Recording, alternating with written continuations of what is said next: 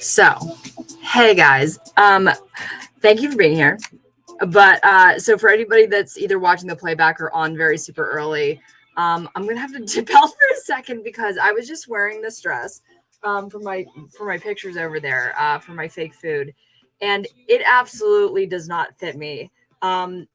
If you see the button, I'm all sewed in. So I'm actually going to go and change the outfit. I promise we're going to be just as patriotic.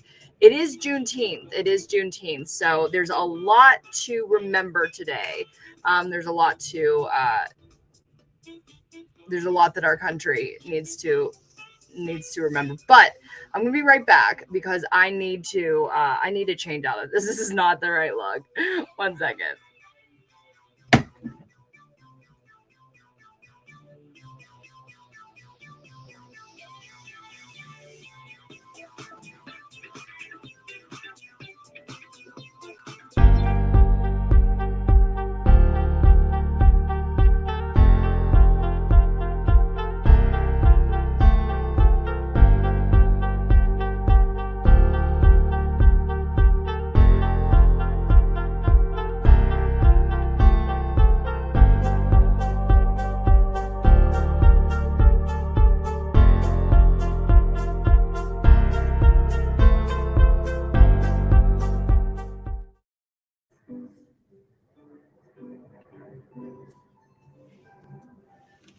And we are back. We're still in stars. So today we are going to have a very interesting little fake food day. I'm just Paul, by the way. If you came here without knowing that, thanks. Thank you. You are awesome. Let me put my comments on, see who's in the chat. Patrick, nice shirt. Thank you. We're doing the retro fake food thing. We gotta get some red lips in here. Shirt is great. Kooky fake foods. Yeah, this shirt hopefully just as good because that did not fit. It was a dress. It was a dress that was very constricting. I actually managed to eat dinner today, guys, but I've got my liquid snacks. I am not slacking on the liquid snacks.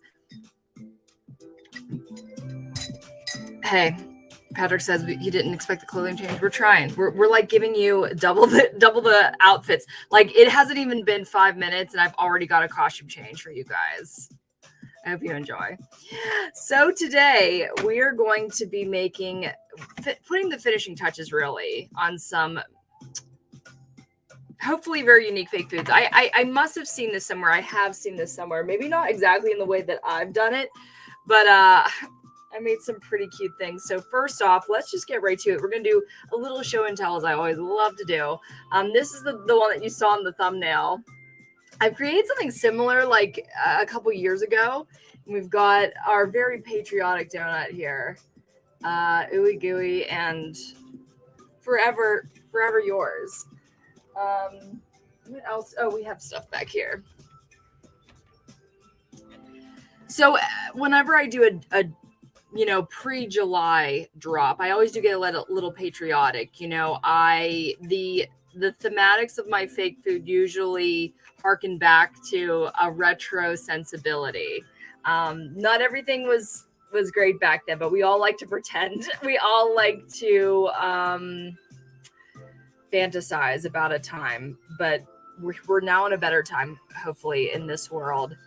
But we do like to represent. So we've got some American flag cookies to wear at your celebration. How adorable, huh? I think those are quite cute. So these guys, yes, if I'm not mistaken, these are what I call overflow cookies.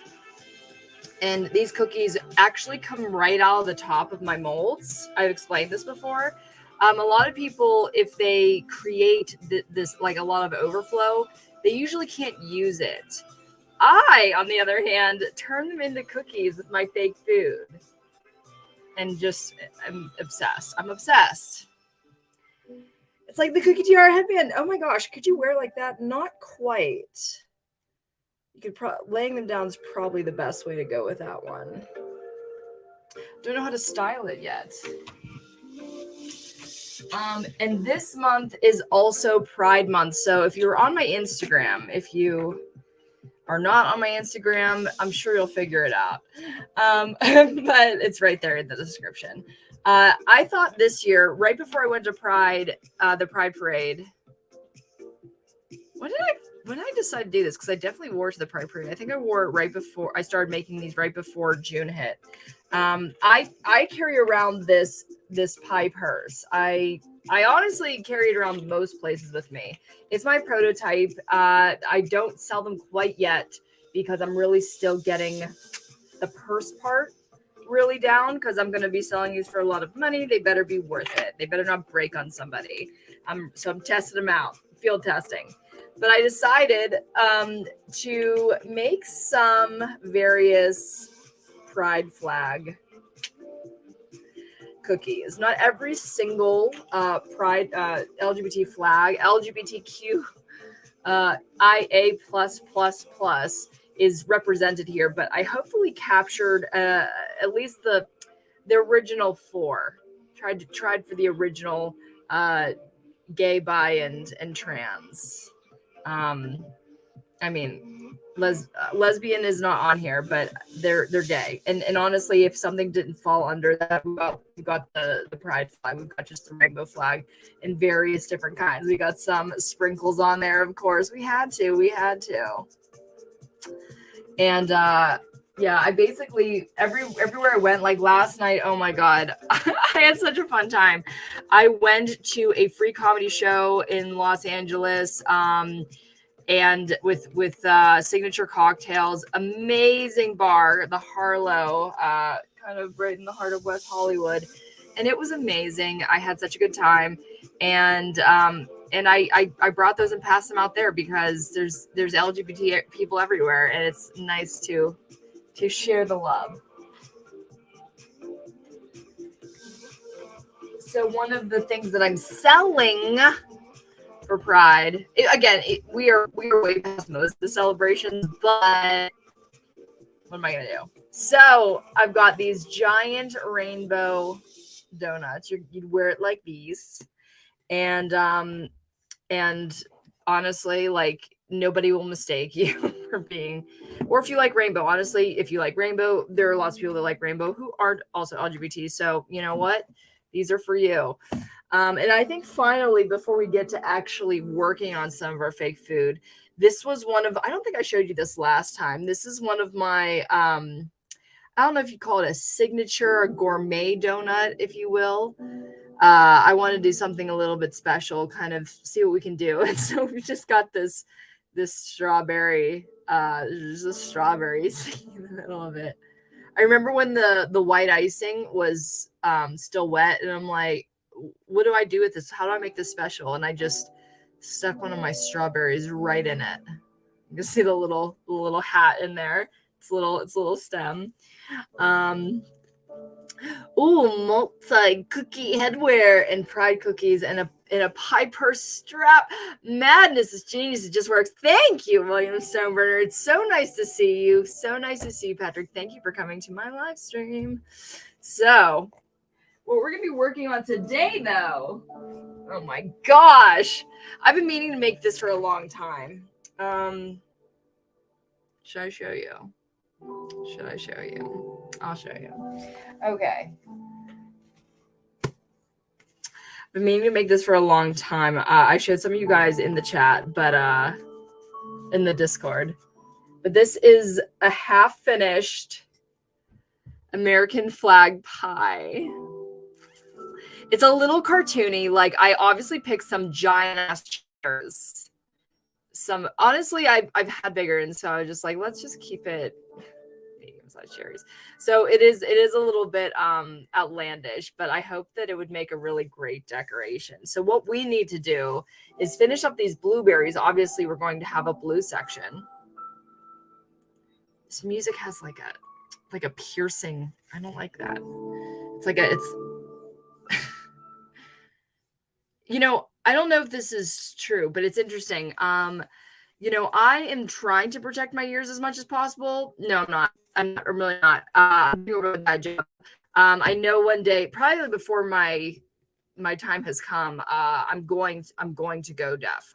So I mean, I bought some earplugs for concerts. I've tried to turn my headphones down to a proper volume, but one thing that I've noticed, and this is odd, like sometimes I hear more than other people. Like I hear, like, which shouldn't make sense. You know, you should become desensitized to sounds, but sometimes I'm like, do you hear that? What? Maybe this is, wait a minute. Maybe I'm just, no, it's not. It's mechanical stuff. I was going to say, wait, oh no, maybe I have a different problem. Maybe we have a different problem. No.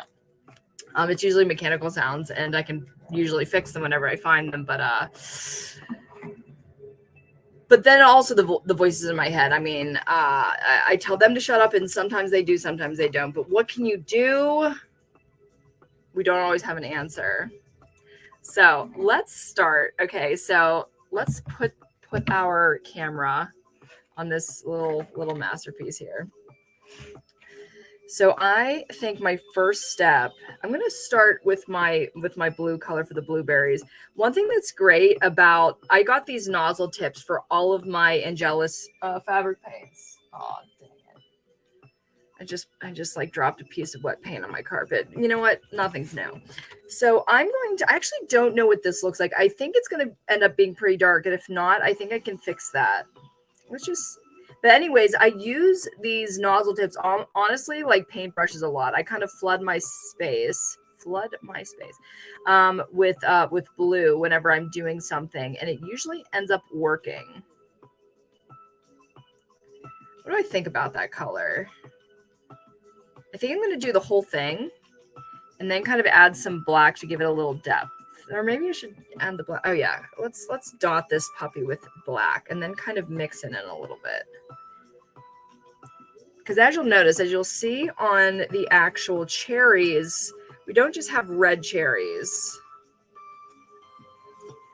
We have, you know, a lot of depth. And on top of that, we're going to have some cherry goo. Oh my God, you guys, it's going to be so scrumptious. If you guys saw this, would you want a bite? Like if you saw it out in the world, would you want a slice? I don't know if I would want to like mess up the beautiful arrangement. I'd be like afraid to cut into, right?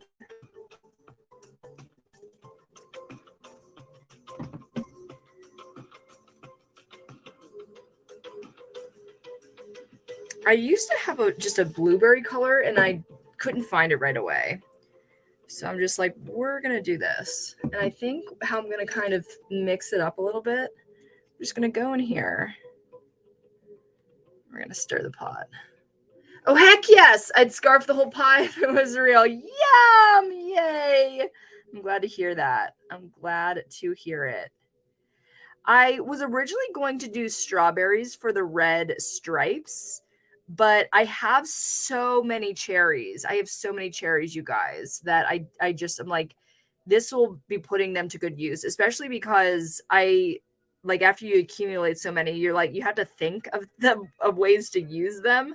Like, okay, I've got all of these cherries because again, just like my cookies, as I was explaining before, my cherries are also, they are overflow cherries, which means they come out of my molds and they just turn into something that people usually don't expect. They add to this experience. They give you a little extra. Like I said, usually people just throw these things away. But when they're small, they're cherries. When they're smaller, they're blueberries. And when they're larger, they're cookies. They usually flatten out as they get bigger, which is why they're cookies. So it's looking really dark now. If you think so, do not fret. Just like these cherries, We're going to add highlights to give each individual blueberry some depth.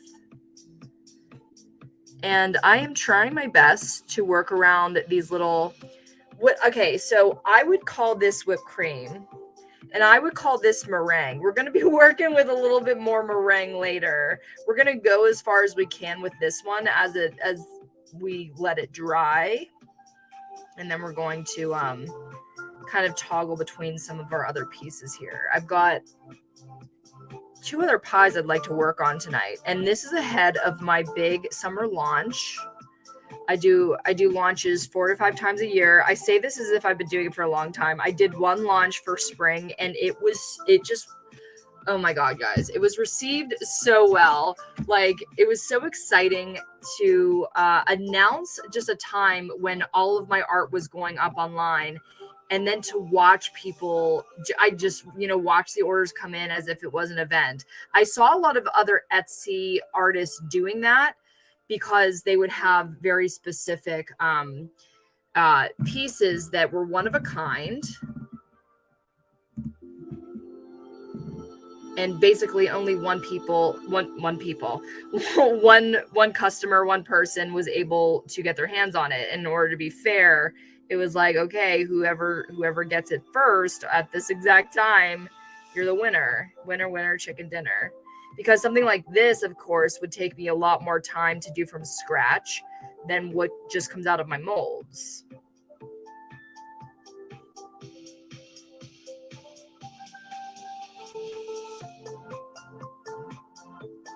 And technically, you guys are getting the sneak peek. You are getting the sneaky peek of what's going to be in the store. You know, it's interesting. I've been thinking about my YouTube career recently. Really, I have such a desire to continue to make videos, just not a live, like edited videos. The desire is still so there, just not the time in the world to do it, especially with this successful store here. And this makes me so happy. It's kind of, this is the only way to have the live streams that I can really still engage with YouTube anymore. At the same time, I'm working on my art that I love so much. But I do have some things to look forward to. I'm actually going to go see a movie on Thursday, which to anybody else would be like, cool. Why is that even news? Guys, I haven't been to like a commercial cinema for an actual like commercial movie. It's got to be years. It's got to be years. I just don't make it out, and it's kind of an expensive endeavor. And the thing is with me, I want to talk all throughout a movie. I want to talk. I want to, and I mean, I can't, I'm not going to do that, but it's something that I just cannot help myself from doing when I'm with a friend. So I'm like literally going to have to go with tape on my mouth because I am that bitch that just will talk throughout a movie. And I understand that people don't like that, but I just need to be, I just need to discuss what I'm seeing. Is anybody else like that? Does anybody have a friend that talks during the movies and you're like, oh my God, I know what you're talking about. This is my life. Oh my gosh. I'm seeing Asteroid City, a sneaky preview, sneaky peek with my friend who is writing a review. Or just generally just getting an early ticket. I'm not really sure. But I'm pretty excited about it because she at first asked me like, do you like Wes Anderson? And I'm like, I didn't even answer her question. I knew exactly what movie she was talking about. But I can't, the thing is, this is the thing, you guys, this is the thing. I have seen Wes Anderson trailers and I think they look great. Yeah. I think that they look like a bucket of fun. I love the style. I can't say that I've ever sat down and watched. This will be my first, but I'm pretty excited. It can't be my first. I had to have seen some other Wes Anderson movie. I'm not 100% sure though. Does anybody else have a favorite Wes Anderson movie? I'm pretty excited about Asteroid City. Like I said, it's got that retro feel. So of course I'm going to go in like retro fashion, which basically means the clothes I wear pretty much all the time. I think it'll be fun.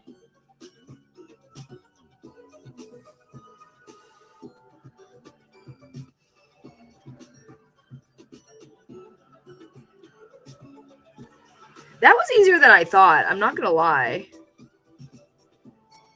Oh, as far as something else that I'm watching, I just started watching the documentary Shiny Happy People. I just finished. I'm jumping ahead of myself. The reason that I knew it existed was I was watching Dirtbag, the television show, the acclaimed British comedy, dark comedy. I had always been interested in it, and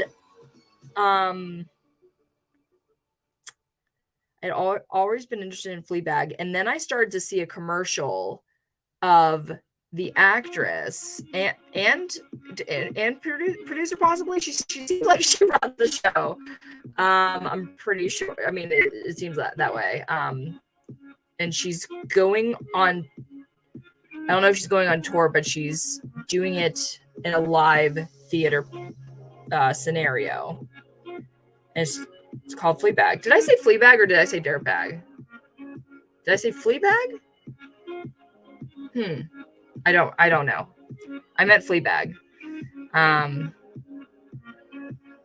the actress is named Phoebe Waller-Bridge. And it was great. I really liked it. It really spoke to me. So Fleabag is a dark comedy, and one of the aspects about it that is really notable is Phoebe Waller-Bridge. Actually,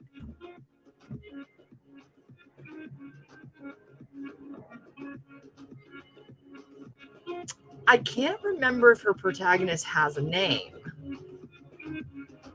I don't remember if they ever said it, but the thing is, before I even saw the show, I watched an essay, and if I'm not mistaken, I don't think they called her by a name. She had to have had a name. Did she not?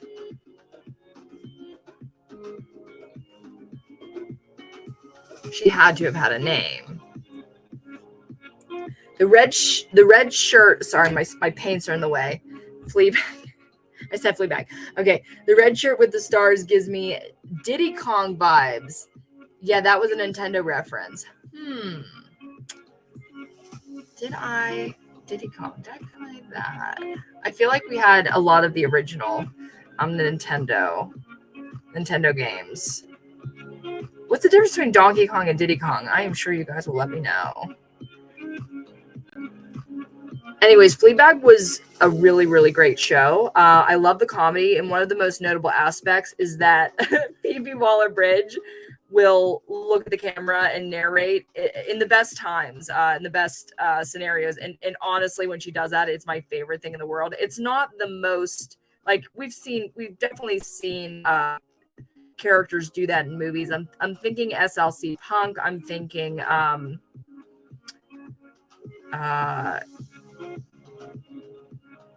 okay, it's a movie about a guy that works in a record store.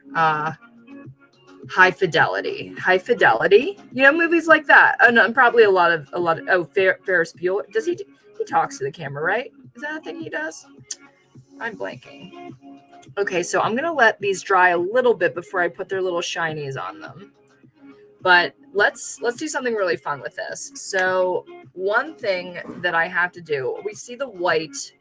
Oh my god, this is looking so freaking delish. It's looking so fun.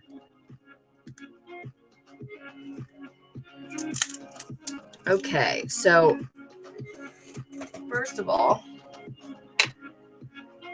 we're going to add a little bit of shiny happy paint. Oh right, Shiny Happy People. So I just watched that. Or I started watching it because it is a 4-episode documentary, specifically through the lens of talking about the Duggars, but more specifically their faith, the faith that they practice, and kind of the scandal that went along with with the whole institution. 1 second, guys.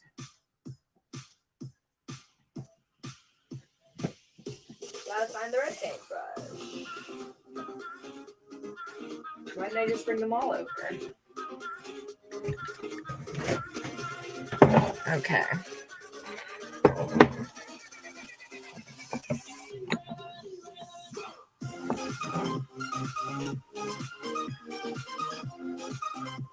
So basically, it is the truth behind kind of all of the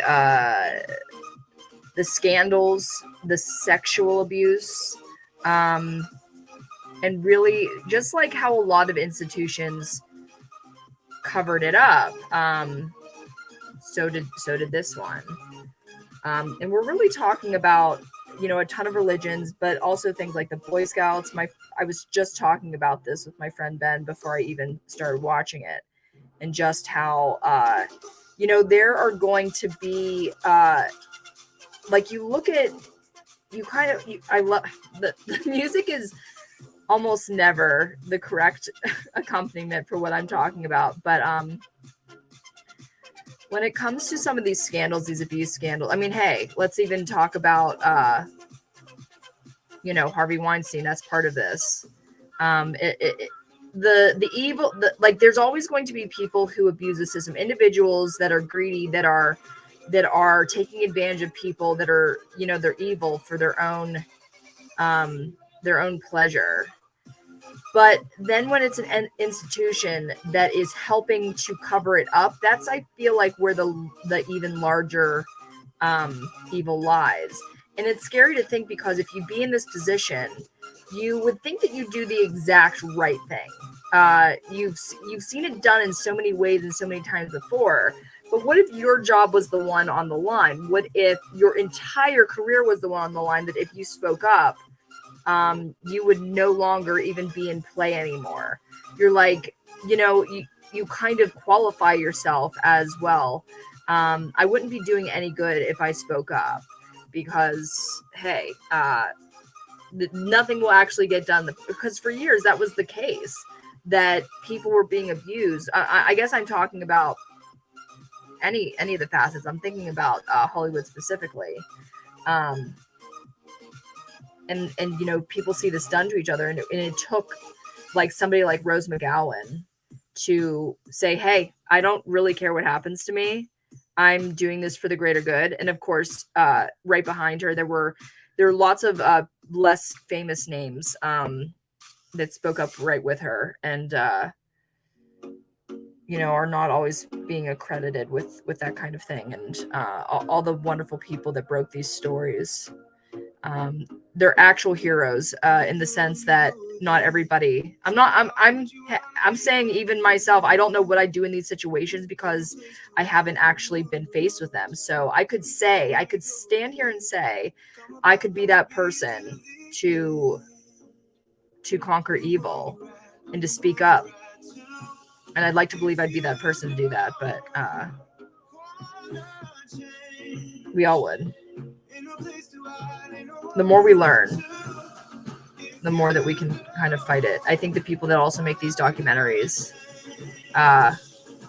get a lot of extra points for making this story known, these stories. So anyways, this is a look into the Duggars. I can't even remember what it's IP. Can't even remember what their specific sect of religion is called. I brought a paintbrush over here to help spread this paint. We're not even doing that anymore.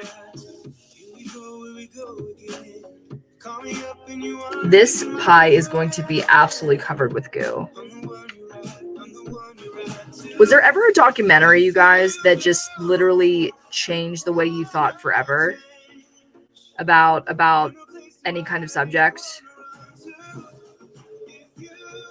I will watch a documentary faster than most narrative movies. I can say that, but I'm taking suggestions.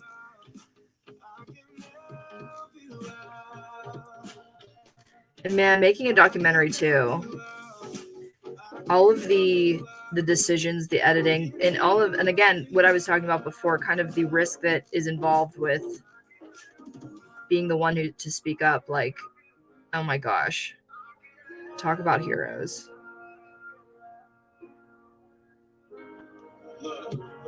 If you don't wanna change.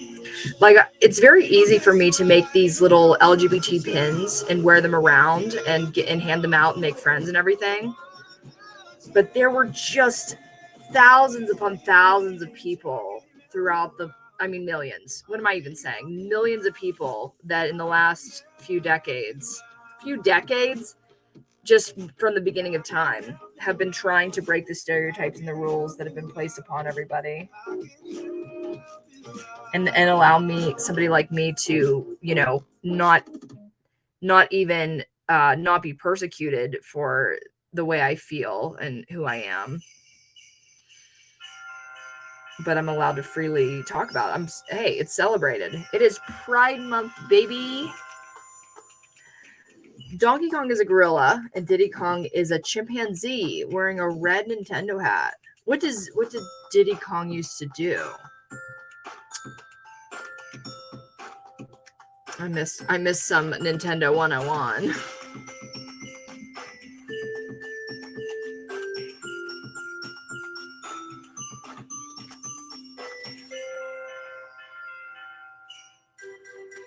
Oh my gosh, this is just, it's going to be so delicious.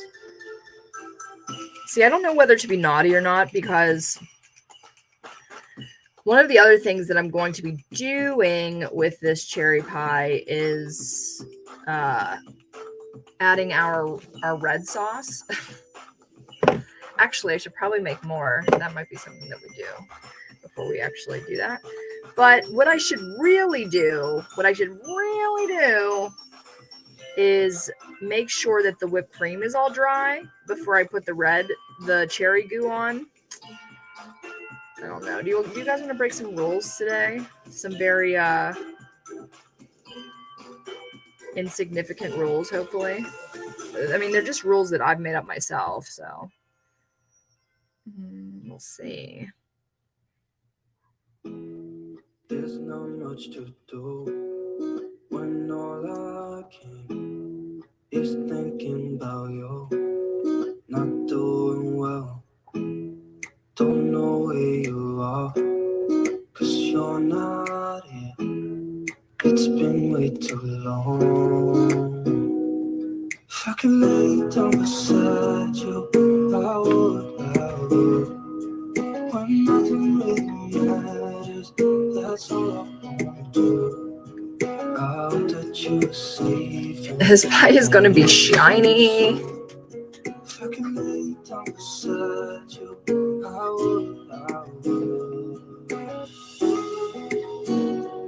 Really, when it comes down to the realism of my pieces, if something has a layer of gel, like something that looks like it is mobile, oh, that just breathes so much life into it. Something a little transparent, something a little drippy. Delish.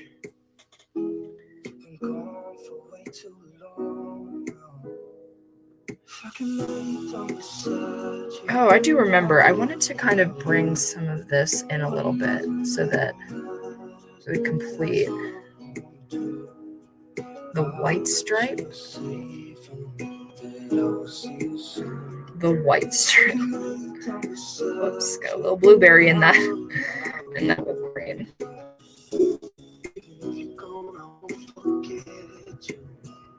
All I know what I need, and that ain't changing.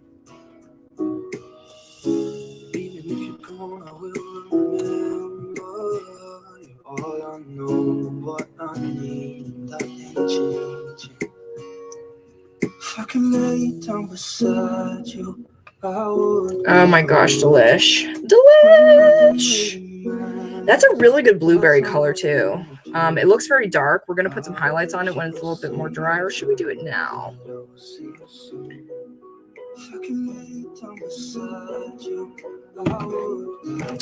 Cherry goo time, cherry goo time. So I'm just going to put this aside.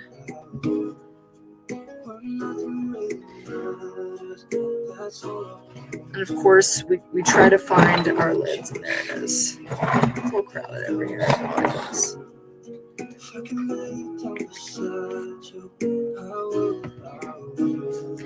Games with Diddy Kong came out on the Super Nintendo in the 90s. They made the graphics look almost next gen, like you'd expect on PlayStation. Whoa. Schooling me on Nintendo. I love it, guys. Thank you. Thank you for sharing your wisdom. I definitely used to play Super Mario World. I remember that vividly. That vivid world. Oh yeah. Oh, Yoshi. Used to play Yoshi a lot.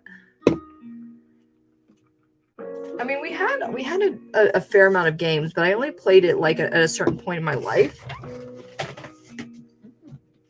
Because as time went on, I realized that I was just wasting summers. Oh no, really?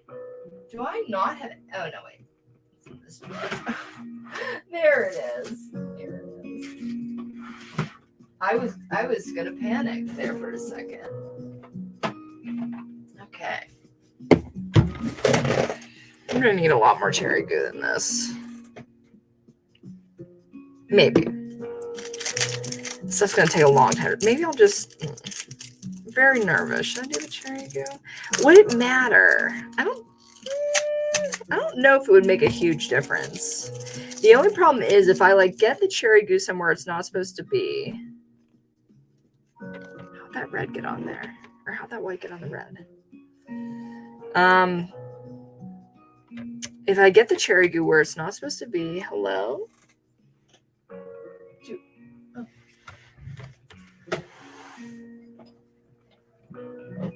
I can't get it back off because all of the surfaces are wet. That's the little problem there.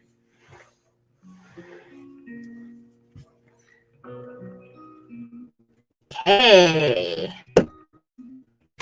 Let's make some cherry goo. So, how we make cherry goo? We've got this fabric fusion, and I tested out quite a few kinds of fabric glues, basically anything that I could get my hands on at the craft store. And it was the best working type. So basically, I could have done it with smooth on products, but this is way simpler and always works. It always turns out. There's some mixing materials, like I used to use this rubber material. Is basically AB mixed rubber. Half and half, of two different kinds of chemicals to make your rubber. And it looked fantastic on my pies, but half the time I'd be mixing these materials and they wouldn't be completely solid when everything was said and done, which was not good because they definitely needed to be. And okay, we've got some, is this my red? Yes. So this is so strong liquid urethane colorant, and it works for this too. So you do not need much at all. You need just like one, that will do it. One little drop. It is so pigmented. You do not need a lot. So I'm just going to continue to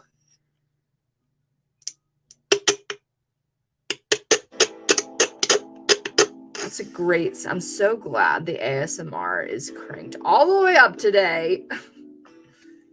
Okay, let's see what we got here.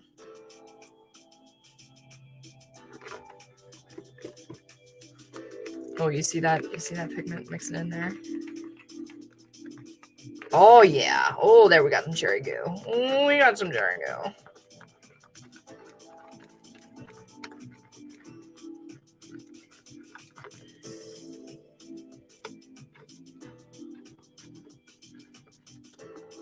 Oh my gosh, look at that stuff.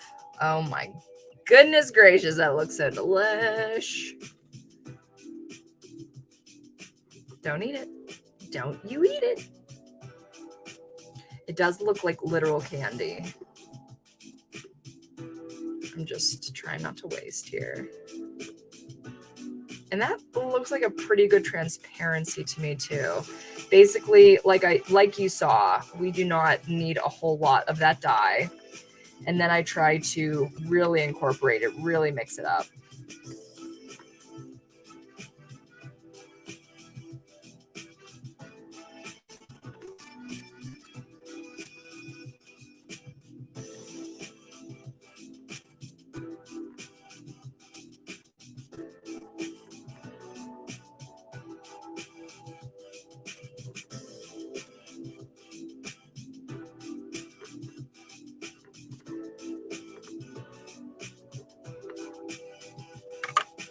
All right, let's give this a little go, shall we?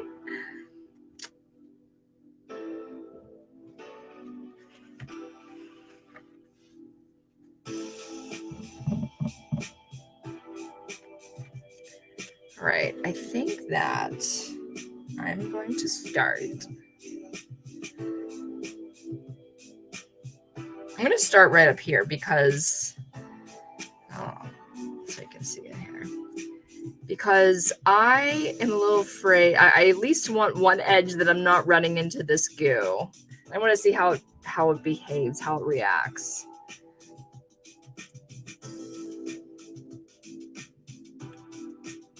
Uh-oh. Excuse me. Uh-oh. A little stoppered up there, I think.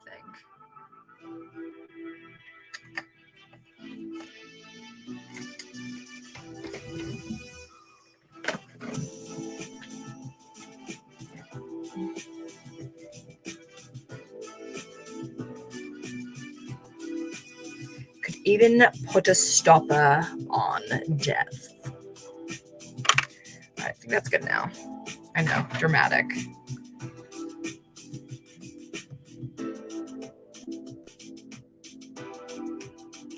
I'm not even really sure what would be under all of these layers. Like, would it literally be like a stripe of cherries all the way down? Or just, I don't know, just these pieces are blueberry like pie? I'm not really sure. I can't say that I actually know for sure. Okay, that wasn't too bad. Like,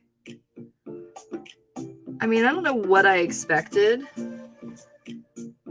They're just gelling together, these two materials.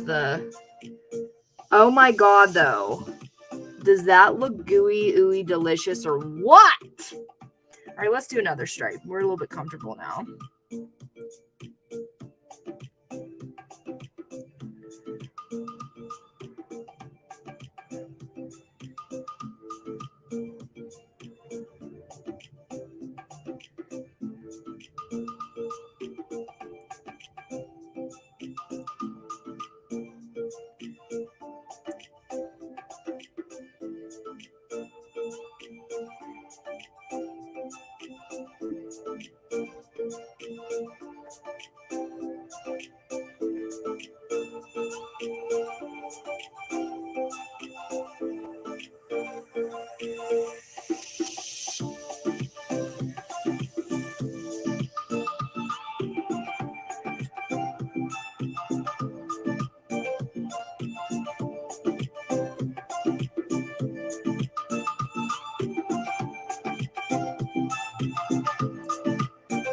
Oh, yum.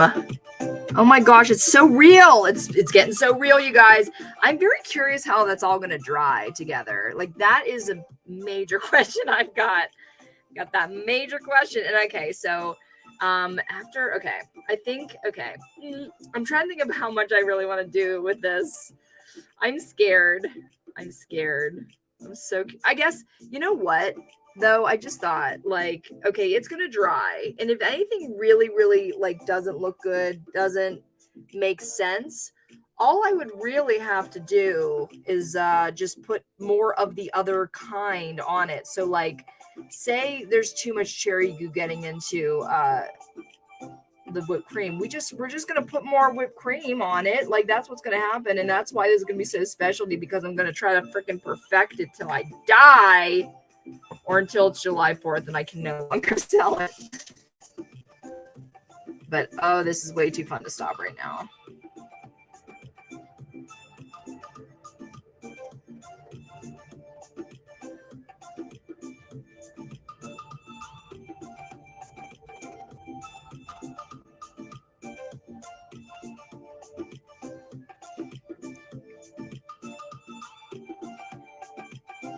Uh-oh, see, this is what I'm talking about.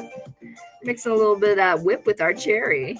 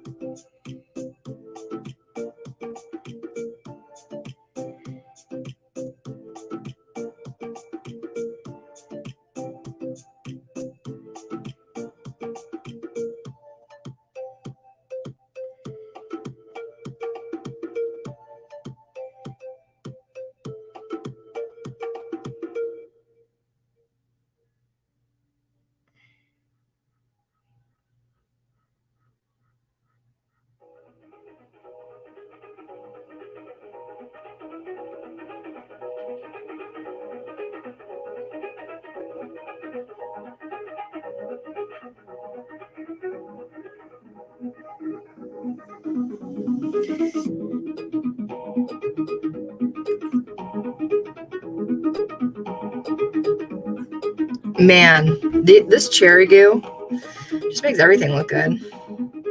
All hail the cherry goo. We have blueberry goo too, guys. Don't you worry. We're not. I don't think we're gonna be doing that tonight, though. Because we definitely need that paint to dry before I do blueberry. Oh my god. Oh my god. That is so delicious looking. And we spend a lot of time in the sun.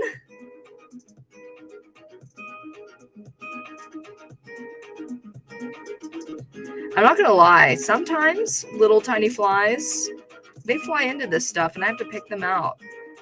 I don't know what their deal is, because you would think that they could smell whatever, you know, maybe not until they get on it and they're like, whoops, was not what I thought it was. I came to the wrong picnic.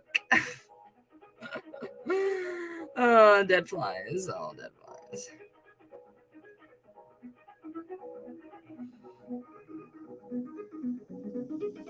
There's not a lot of flies. It's just like, it will just be like one every once in a while.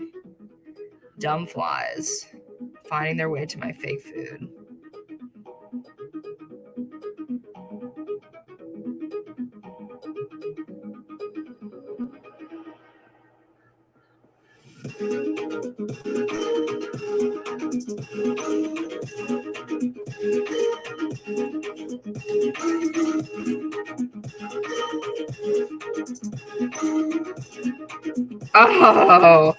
Oh my gosh. Do you see in this little part here where it's like all mixing together? That is just so delicious. Oh my gosh, I can't believe I did all the cherries. That is a lot. And so delicious. Okay. Oh my gosh, we are getting somewhere. All right, the tops of these are pretty dry. I'm gonna start adding their little highlights. Can we please?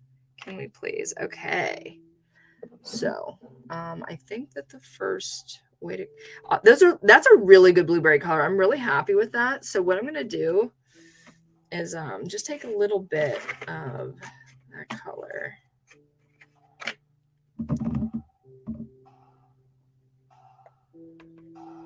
And mix a little bit of white in with it, so that we are not straying far from the color family.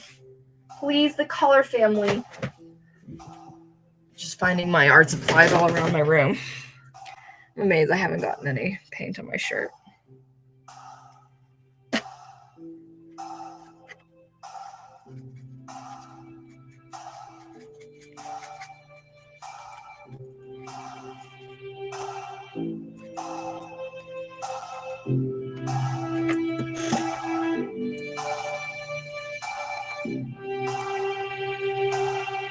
Kind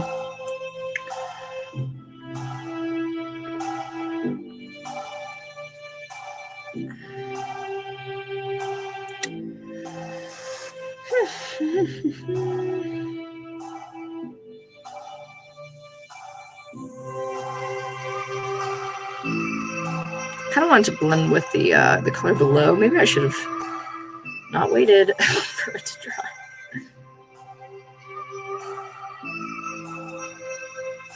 Also, the blueberry goo. I actually don't use the same ink dye, because those dyes are super expensive, and I will never work through enough blue to even, like, I think that these tiny bottles, if I'm not mistaken, are like $30 each. Ridiculous. So what I do is, for that particularly, I take the same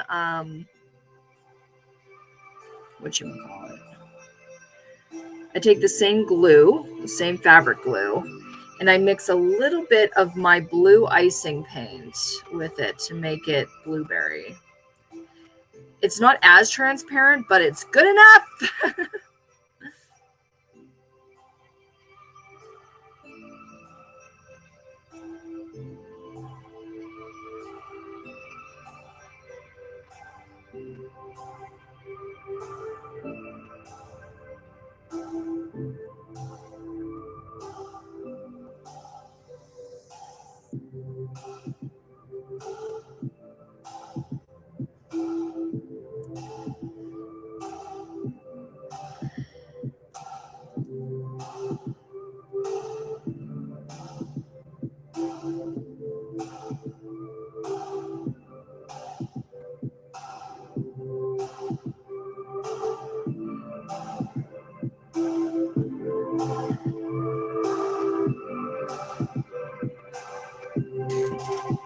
Okay, that's looking a little bit better. I think we can even add, I dare I say, a little bit more highlight to make these blueberries pop, especially because the the blueberry goo that I end up using, like I said, is not as transparent as this beautiful cherry goo.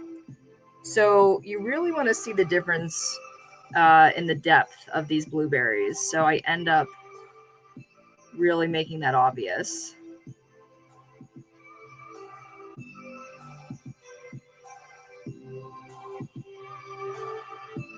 Because it will basically get a little bit of a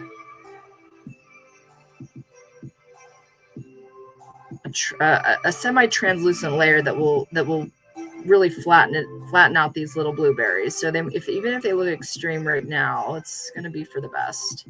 I've had to go in after the blueberry goo and like try to highlight them again because they weren't vibrant enough. They weren't sticking out. They just looked like one big blue mass. I hope I don't have to make new blueberry goo. I think I have enough over there. I don't even know if I can do that today. Maybe I'll set this aside and that will be like the last thing that we do, because that would be a nice way to wrap it all up.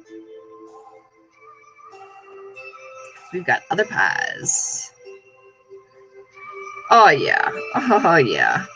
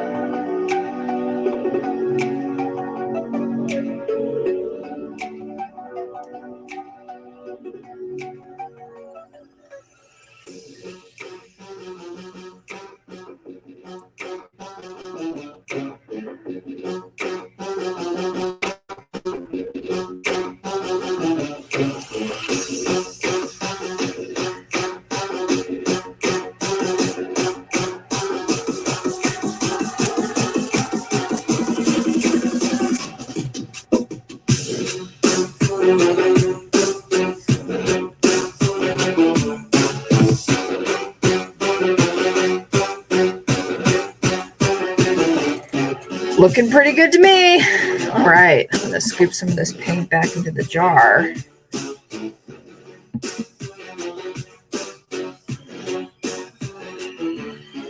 I do this every time. It doesn't matter how much, how little paint I have. I eventually like learn or remember in some instances to not pour as much out, but it doesn't always work.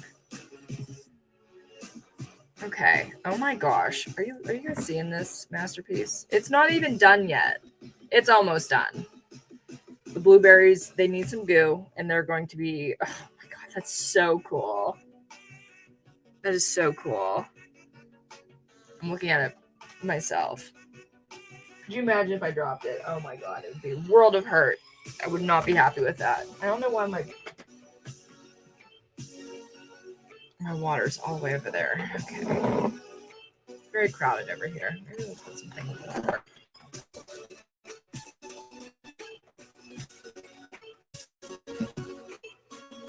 We got here.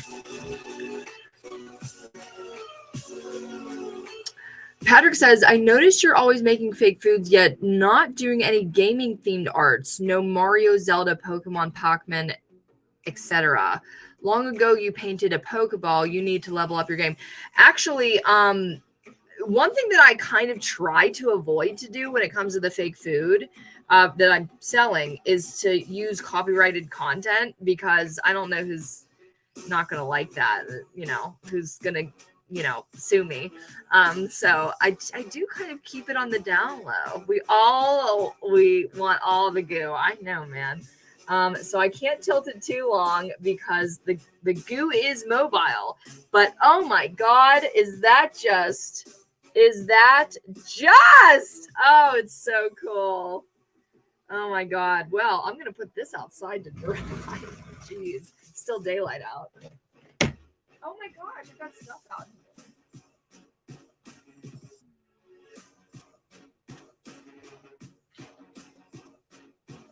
I've got goodies. Look at that.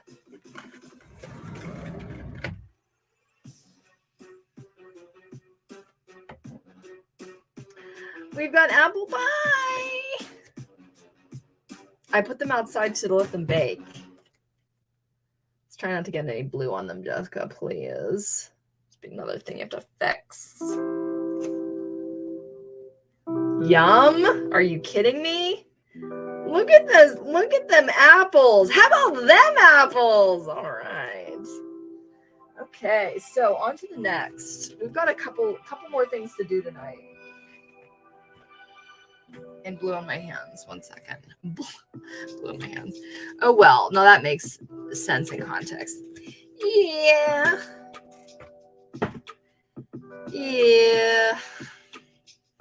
I guess one thing, I could probably do it as a custom order if somebody wanted something. But I do try to avoid things that are very, like, obvious. I think the only thing I really do have in my arsenal that is, like, some kind of other property is my Harry Potter piece of cake, but it's not, it doesn't, it's an allusion to a prop in the movie. It doesn't have a logo on it or anything, so I feel pretty okay about it.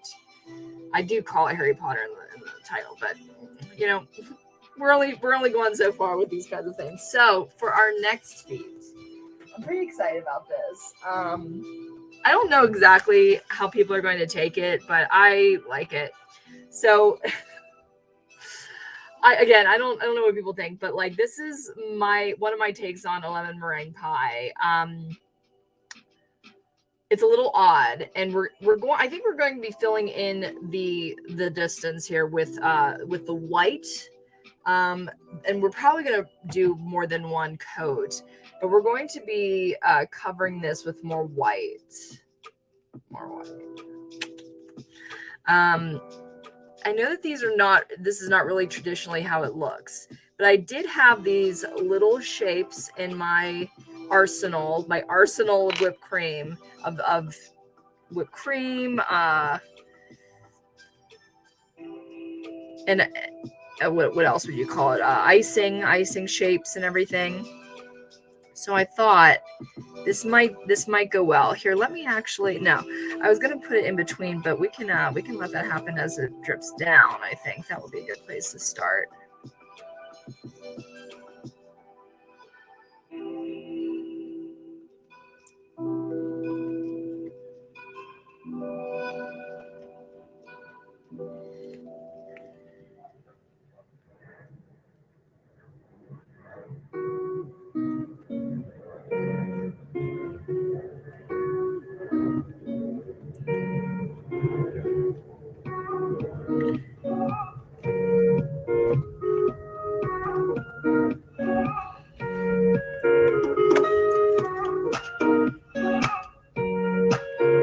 I've never made it in this shape before. Usually I'll do the little whipped cream dollops that were much more similar to what you saw on the white stripes of my American pie over there. My American pie. Oh my God.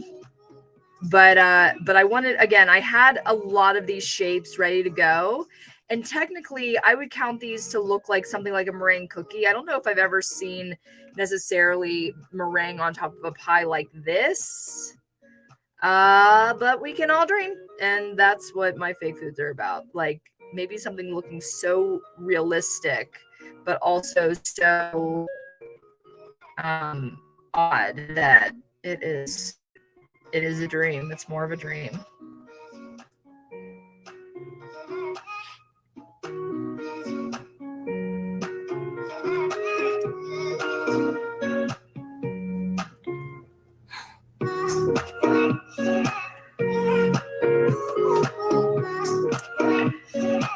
Making dreams come true.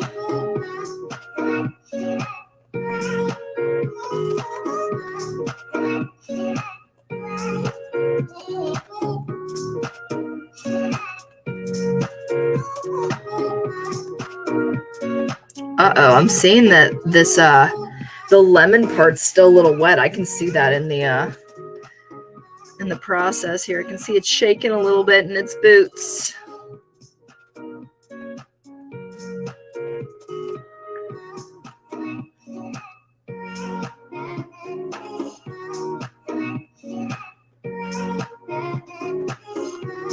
I'm very curious to see how this is all going to dry down.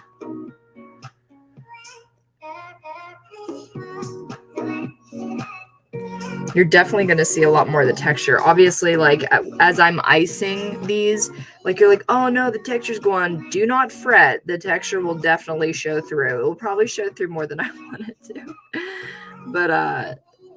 But yeah, I just want to make sure it continues to look nice and wet, but it'll still be there for sure. Because this is a really cool texture.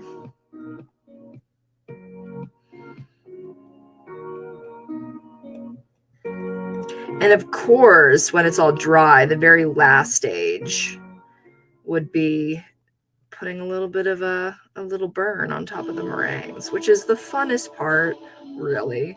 It's like why I make meringue pies. Put that little browning at the tip. So cute.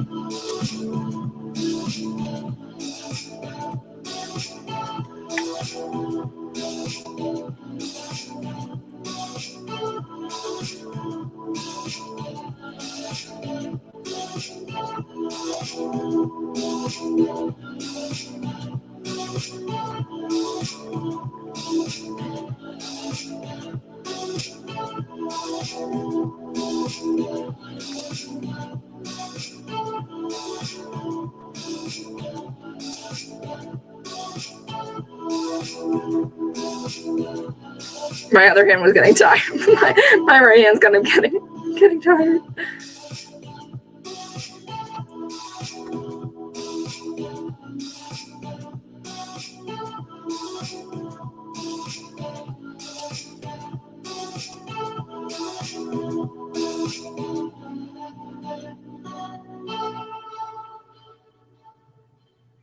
Uh-oh. Mixing my meringue with my lemon. Next pop hit, guys. Oh no.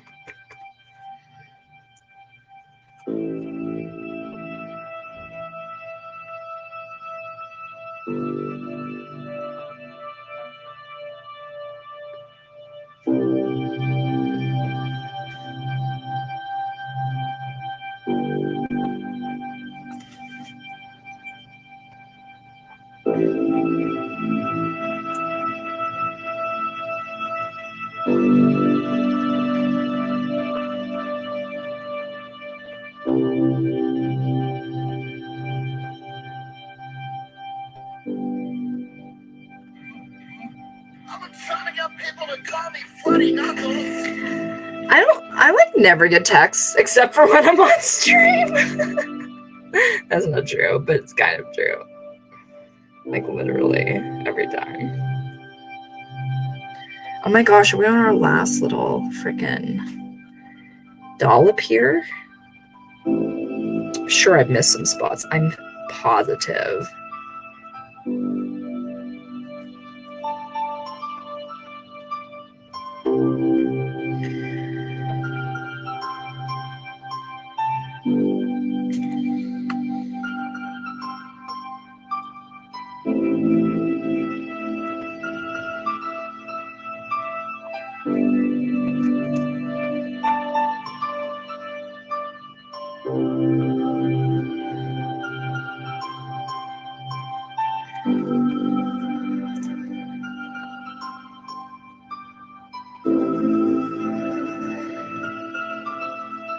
Yum, huh? You're like, it looks the same. It does. It does. I know. I get it. But now it looks wet.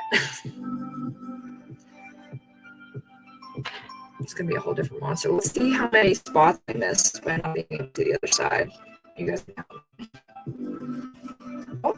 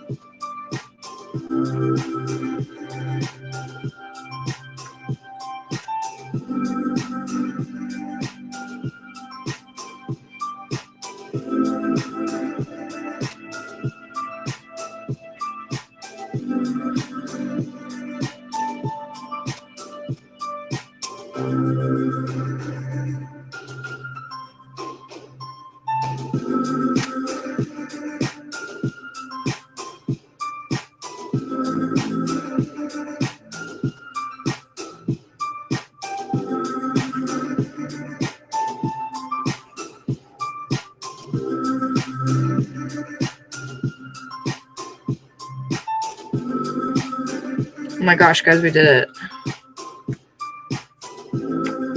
Man, I have no idea how this is going to end up looking. Like, it's going to be kind of weird. I mean, it still needs to dry down. It really is not in its final form.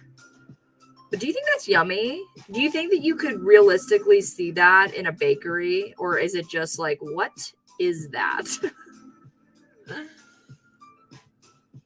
I hate that American Pie song. It's like a song that never ends, Jess. Bye bye, Miss American Pie. Is that what we're talking about? I'm pretty neutral about that song. But this is our pie. Thanks, Patrick. Looks good enough to eat. I hope so. It's kind of like got a little bit of a marshmallowy topping here. Again, it's gonna look really different once it all dries down. But this is our first go. Again, seeing spots that I need to annihilate with my frosting.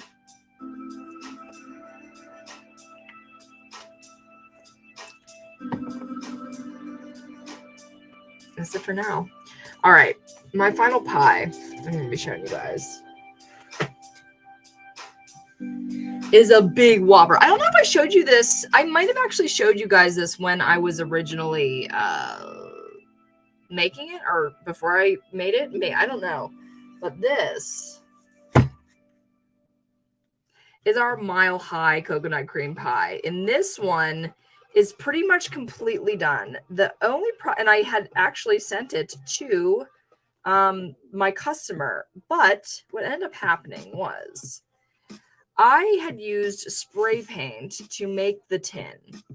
And I thought that that was acceptable. Then when I shipped it to her, she noticed that it wasn't flaking. It was more like just in bits and dust, like coming off of the bottom. And I could see a lot of the foam through it. And then on the other side, if you do look really closely, I don't know if there's enough resolution to pick it up, but there's little flecks of silver and gray in it now, which is very disappointing. And I need to fix that. I need to fix that for my customer. She sent this back to me. I feel so bad that it didn't work out, and she was so excited to get this pie, and then she gets it and is like, what the heck happened to the tin? But it was part of my experimenting, and I'm just really grateful that she's a customer that is really forgiving and very open to the process. Like I've said to people before, when it comes to this fake food stuff, I don't have a whole lot of references to go off of, especially for details like that. I feel like some spray paints sometimes will stick just fine and they'll do well their whole life. And then some, it's an absolute nightmare and it's not going to work because it will just fade and chip off and dust off. Like it's not even attached. What I ended up doing to get all of the silver off, because it was literally like coming off of my fingers, I would just like look at my fingers after touching the bottom and I would just see little bits of silver gray. And so I had to put it in the tub and I started washing it off. It was really weird because I couldn't see it coming off. Like I could see it in the water, but it's not like it was gigantic flakes or anything like that. It was just this dust just mixing with the water. Oh my gosh, it smells so good. So I've got a couple candles right here, and they're like my absolute favorite. One's called Death Before Decaf, and it's a coffee candle. And I like to light it with this. It is a national park themed candle. Picked it up at either J-Max or Marshall. I literally never know. I literally have to ask the cashier, what store am I in right now, in order to use like the discount card or whatever, because I can never remember. They look exactly the same.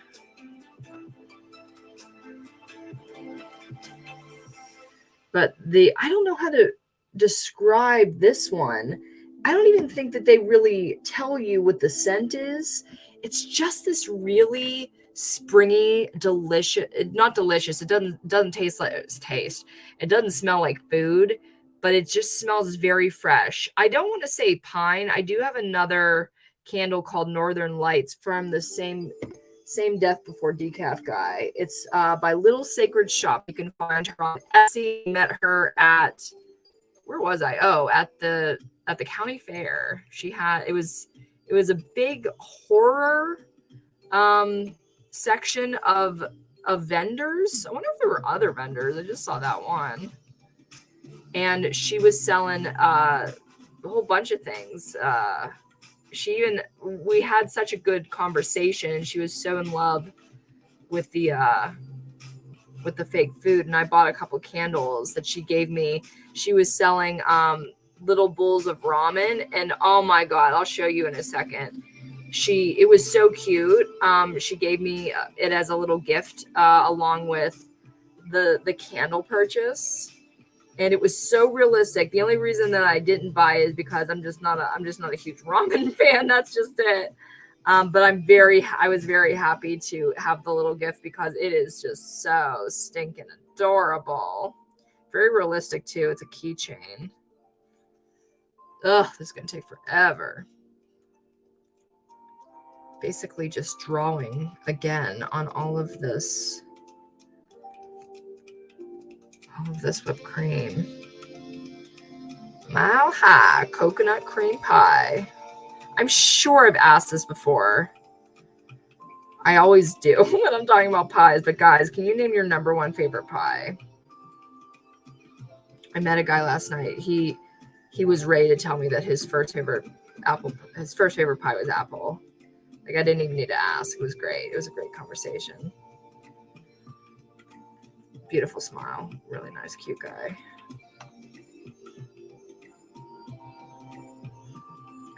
I guess it's another thing that I've been occupying my mind with in the past couple days. This is juicy for everybody listening. Hi, Jess. I'm a fellow Etsy seller. I also make baked food and desserts. Welcome, Tiffany. I'm working on a cherry pie right now. Your cherry pie is one I like a lot. Well, thank you so much, Tiffany. Thank you for coming. We paint fake food on this vlog, on this live stream. I hope you find it interesting. But anyways, I was going to actually start talking about if we're sharing about our lives today. If I'm kind of updating you on what I'm all up about. I have been kind of rediscovering, or actually not rediscovering, kind of defining for the first time in my life how exactly I want to date. What kind of romantic am I? And I kind of had a sort of sexual romantic awakening. That sounds very scandalous, but really it was just me reading a book. And when I say reading a book, I mean listening to an audiobook. I was reading a book. It's called The Ethical Slut, which is a name that I always laugh at every time I hear, read, or say it. And I for the longest time, I've always, and this is another thing I've been wanting to make videos of, but again, just didn't have the time.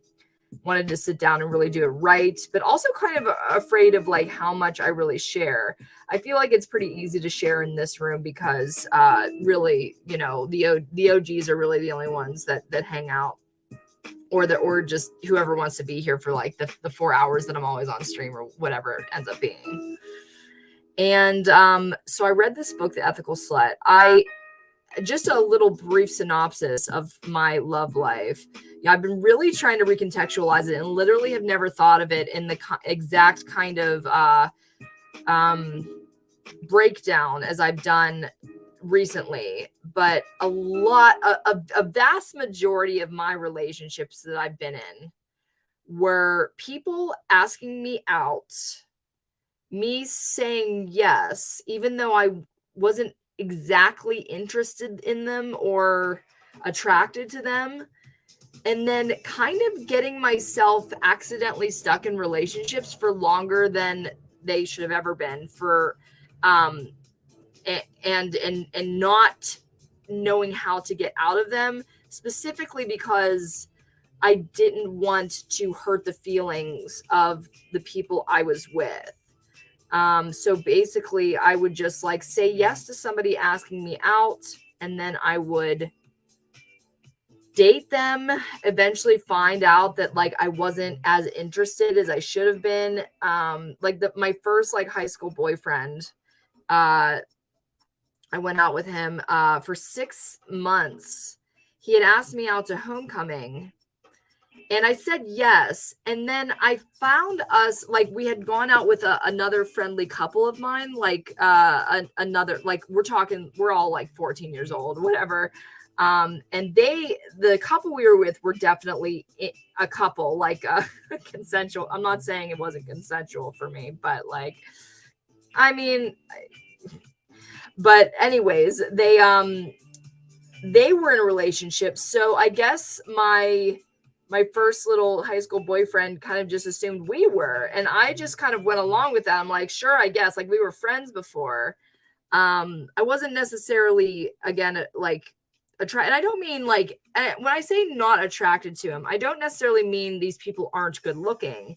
just that there's nothing within our conversation or within, I mean, on all aspects that was really like keeping me tied in, except for kind of my guilt.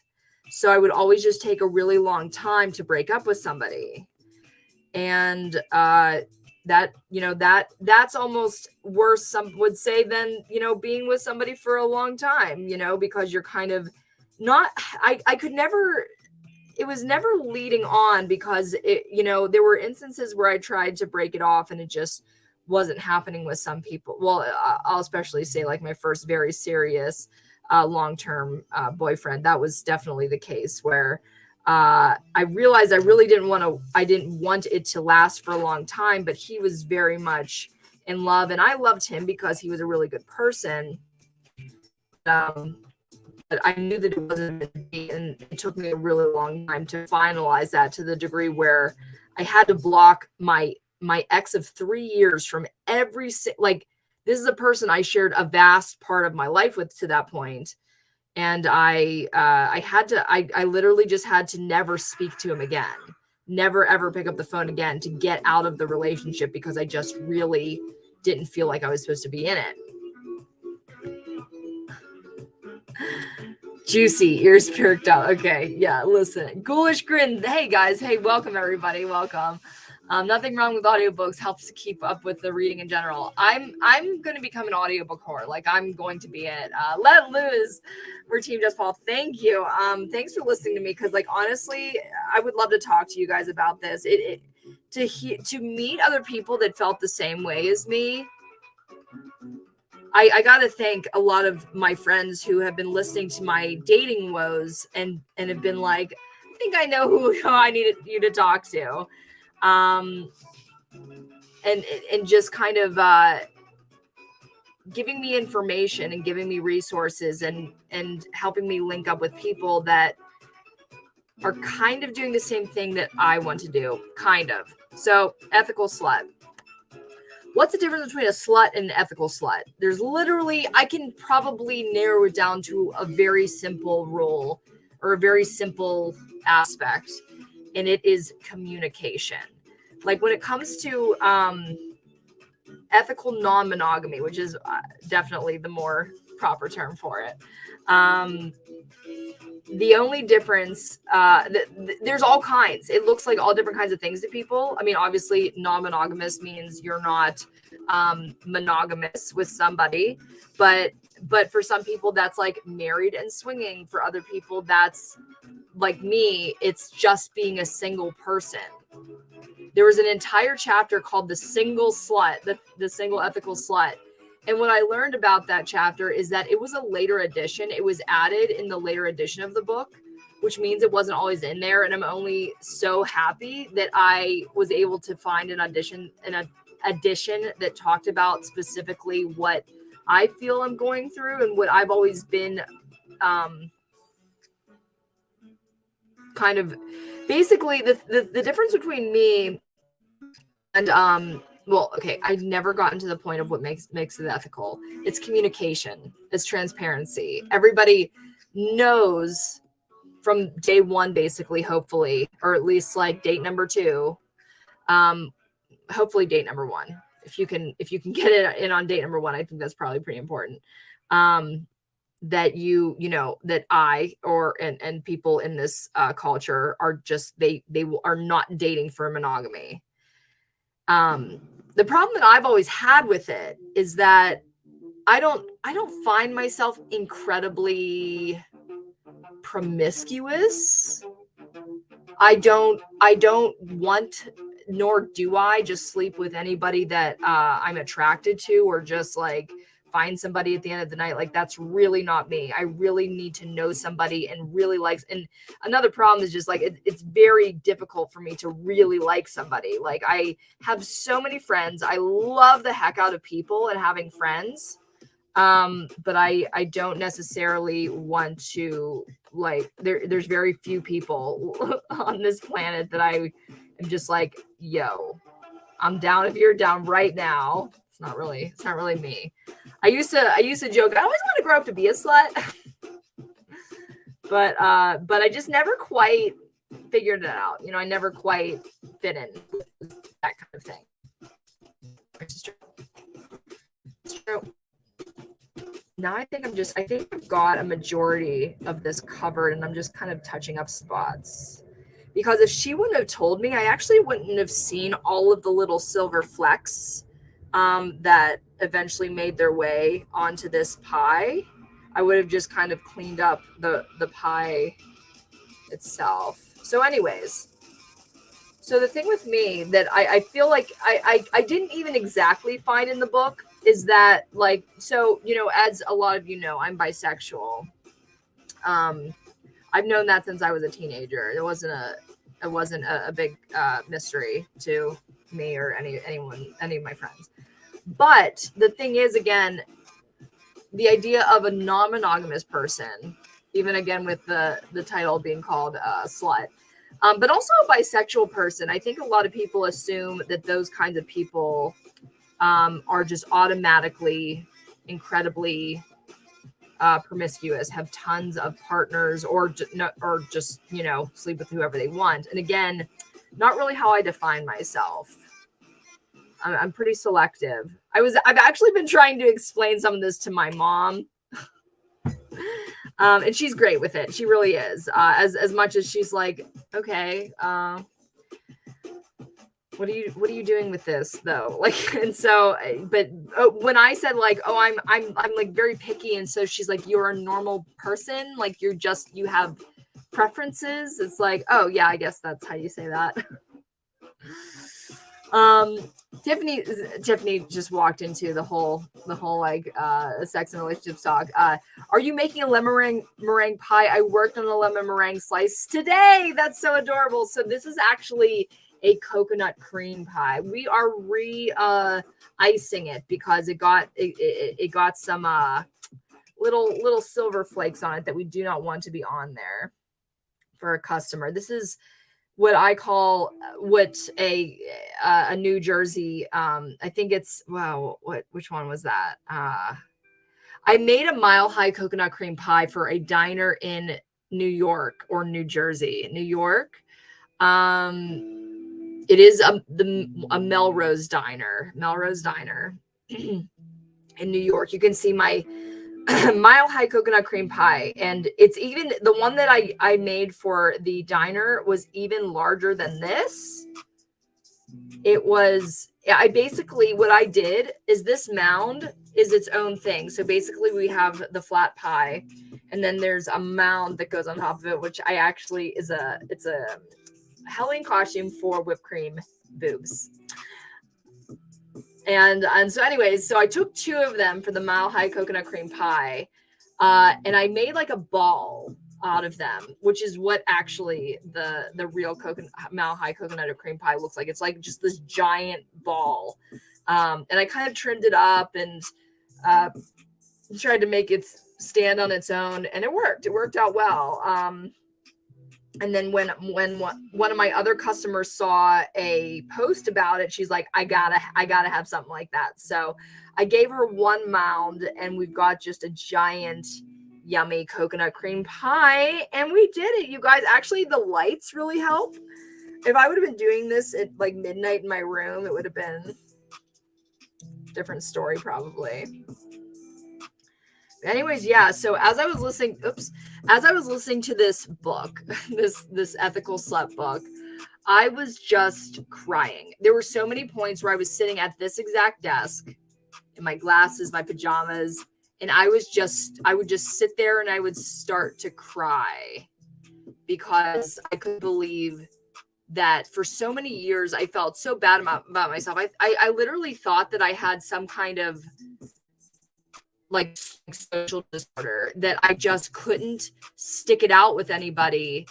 And it's because I felt trapped. Every single time I was with, not every single, there was like one person that I didn't feel trapped with, not all the time. And I literally thought, I'm like, I would say I'm never going to find anybody, but at the same time, I didn't necessarily ever need to find anybody. It's been an up and down. So, Patrick, I'm going to read some of these comments here. Patrick Adams says, wait, is that boyfriend the same one with the David Bowie cosplay? So the one with the David Bowie cosplay, he would be the one person that I really consider the boyfriend that I was seriously in love with. And in the end, he very, very much deceived me. It was probably I wouldn't say my heart was broken, because by that point I was relieved to be out of the relationship for quite a few different reasons. I'll probably talk about in my memoir, as I keep telling a lot of people.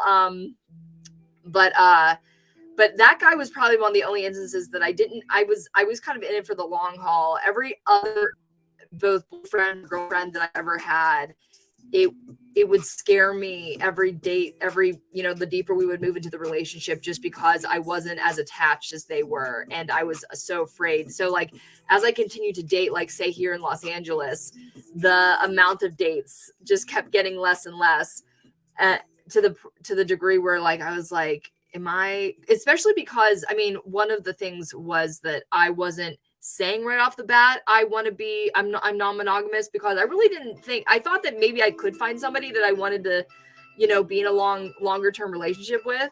But now I know that going into it, even, without that that warning of like, hey, I'm probably not going to stick around, or at least in the way that most people want me to, like, that's just it. So William says, I've tried to make it work, but it just fizzles out, or the other person gets hurt feelings.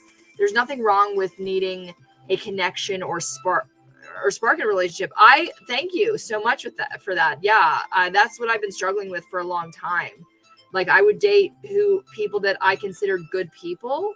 They're really good people, and they were doing everything right. So say what? Oh no, then that means he got your red suspenders from long ago. Oh wait, a thief. What a thief. He had his own red suspenders for his costume. I still have my red suspenders back home, so don't you worry, Patrick Adams. Oh man, one day I'll do that Misty cosplay all grown up, I'm sure. But yeah, like it's right now that I'm, very, very specifically looking in retrospect. Like my one friend Katie, she's been trying to figure me out forever. Like, in the sense of, I would come to her with all of my dating drama, and she would suggest, like, she's like, what about like Ashley Madison? I'm like, excuse me? I still don't know to this day if Ashley Madison is like consensual. Like if it's cheating, or if it's like consensual, like swingers, like looking for other people. Because that's the thing. Like I also for a long time was not convinced that open relationships or non-monogamy, more like open relationships, I was pretty convinced that nobody really made it out alive from those. Like, I was convinced that people could be jealous. Hello, Jim. Thank you for coming to the pie / romance talk. I was pretty convinced that people in open relationships were like just trying it out, and we're eventually going to fail at it. And then I really thought, because I had never tried it. I had never like tested myself in that kind of situation. At the same time, I was also somebody who never really got jealous. I never, like, I not that you can't be jealous if you're non-monogamous. Like, it's a very natural thing to do, things to feel, and feelings aren't actions. So you're allowed to be jealous as long as you can communicate it with your partner. But even when it comes to that, I always felt it was kind of a superpower that, like, when one of my I guess this is because of how attached I am, and never wanted to be in a very, exclusive relationship. But my exes would, in so many instances and for so many reasons, have either friends that were girls or roommates that were girls, or like they worked with girls, and down to like, even the David Bowie cosplayer, he was in a freaking like sex fetish band. and I didn't care. Like, I thought that if I would learn that one of my exes would cheat on me, and I would find out, I'd be like, bye. Like, I don't know. It was just like, it was obvious like that would end the relationship, but at the same time, it would give me an out. I don't know, guys. I'm figuring it out. I'm trying to figure out myself. I've literally never been more relieved and happy about, like, I would, there's a certain little handful of things that you guys know, if you've been here long enough, that I've had sleep problems since I was, I think, 26 years old, something like that. And it, a lot of it had to do with those things that I had a friend once who, she listened to static. She listened to like white noise. And I one time I came down, I'm like, what's that noise? Because we were sleeping in the same house one time. And she said, oh, that's my white noise. It helps keep the voices at bay, or drown out the voices, or something like that. I'm like, oh my gosh, I need something like that. Though I can't sleep with noise. That would never work. That would actually make me more anxious to hear a bunch of white noise, I think, at night. I like rain, but no white noise. But yeah,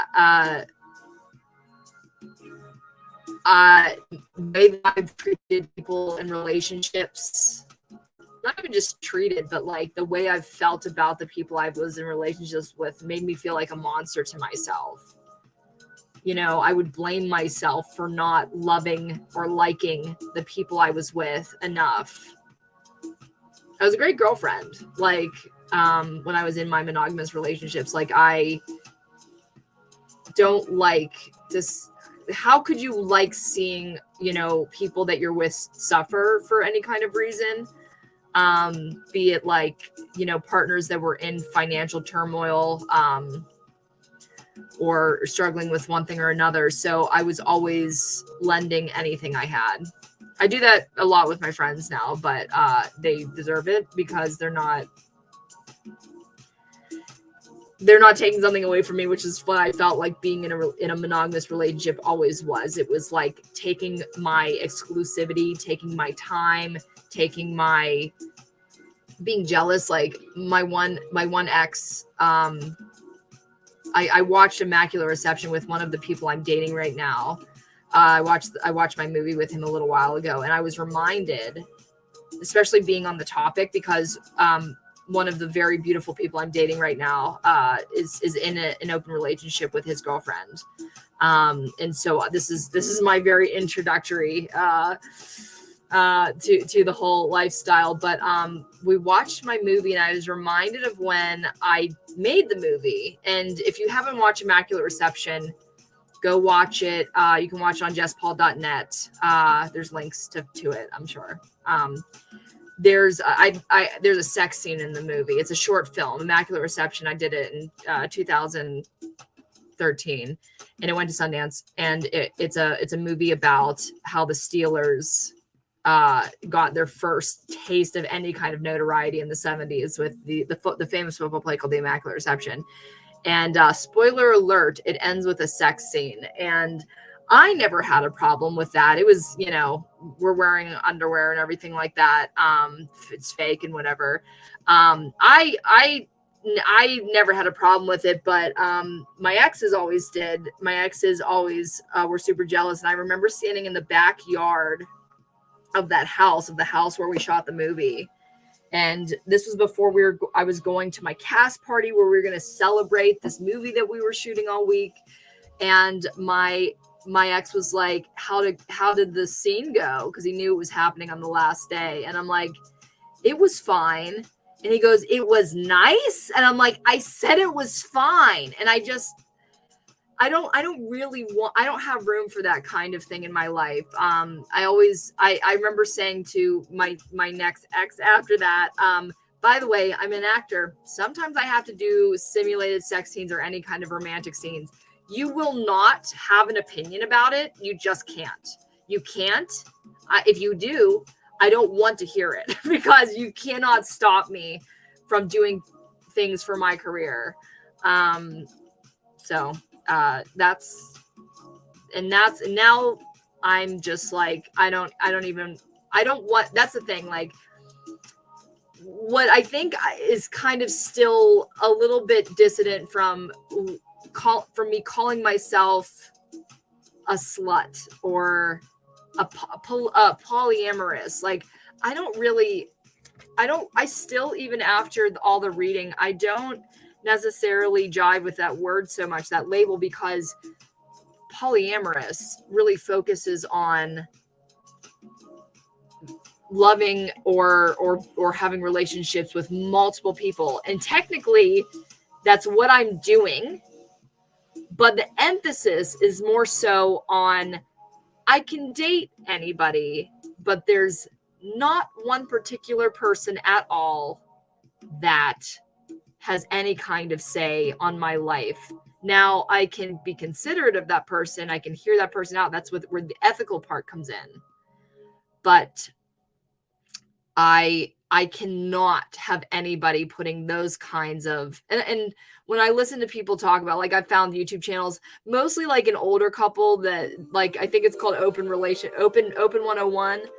And again, that doesn't really define me either, because I don't want to be in a couple with, just dating, like having sex with other people. That's not what I'm really focused on. But they talk about how, the idea is to be honest and open and just, and be there for whatever your partner wants to do. And you guys can work through that again. But for me, I just want to be a person that never has to answer to anybody again. Patrick says, I'm glad you still have those red suspenders. They were like $12 on Amazon. What a relief. Could I suggest being Misty back this year or sometime in the future?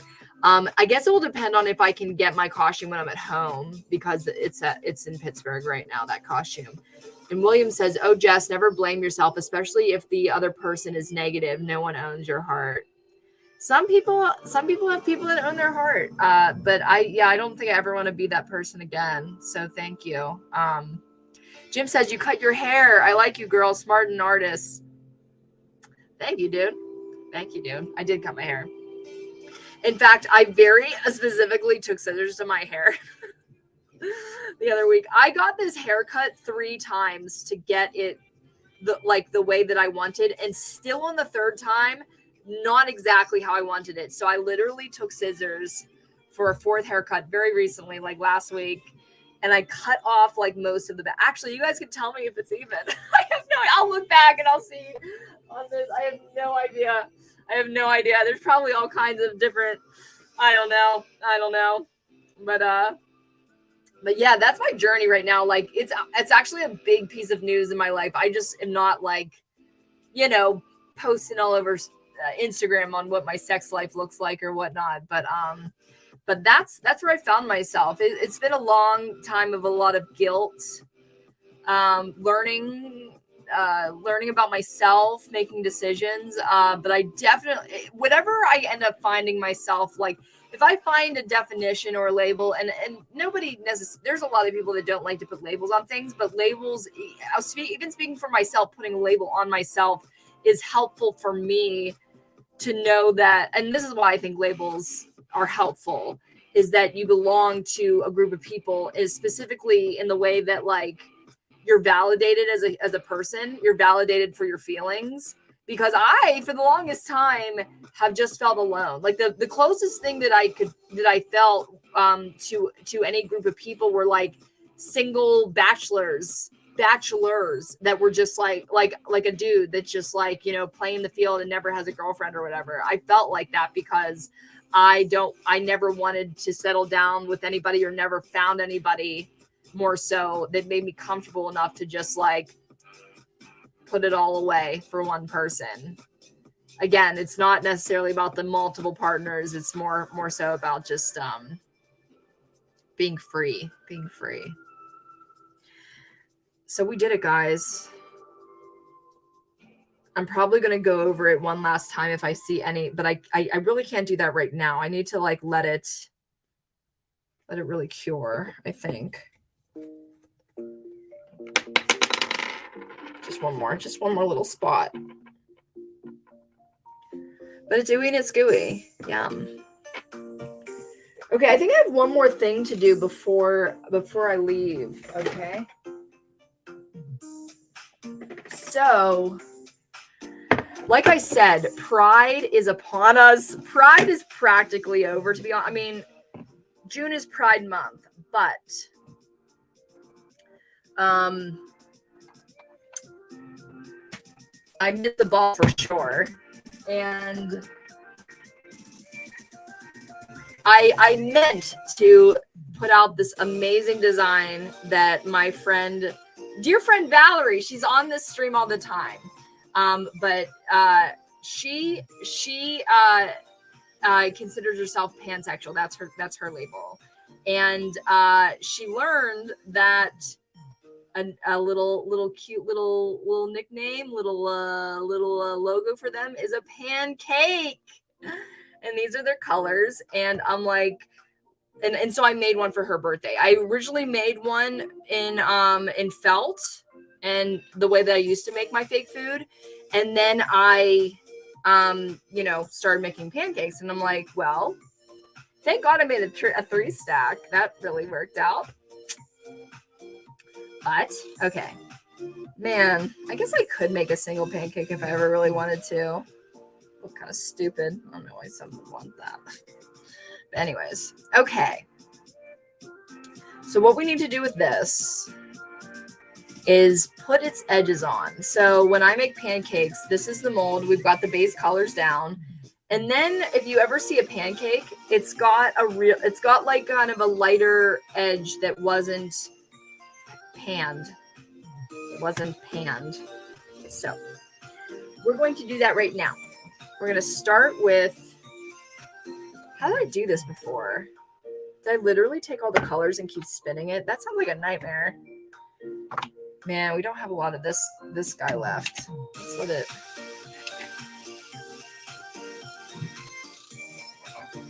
That drain down. Steak. Okay. Let's see who texted me because it's been bothering me this whole time.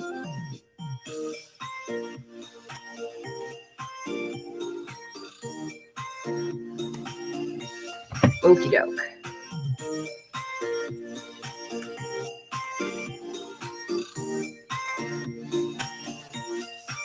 Should I literally?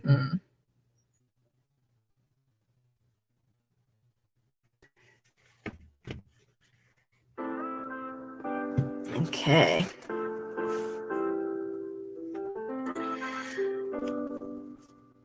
Jim, you're going to go Instagram follow me. Thank you, buddy. Definitely a lot to see there. You guys, did I talk to you about getting to sing at emo karaoke? Did I talk to you about that last time or what? I don't remember if that was on the stream. I think maybe it was. It's like the highlight of my freaking month. It's great.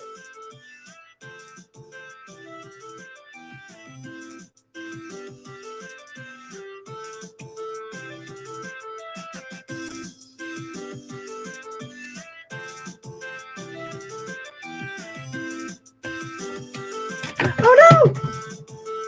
It's okay. I think I'll be able to do this all in one go. I don't remember how I usually do it. I guess because I usually will do them all at the same time, but I'm using different colors, so a little confusing. So I'll leave that right there in the paint water. Oh wait, we need to use it now. And we'll use it in a second.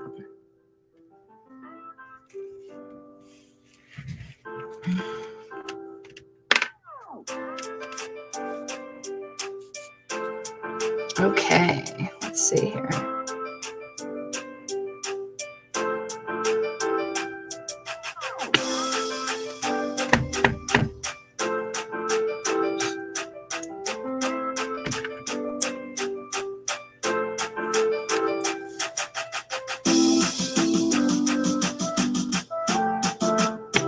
Oh no! Getting a little messy here.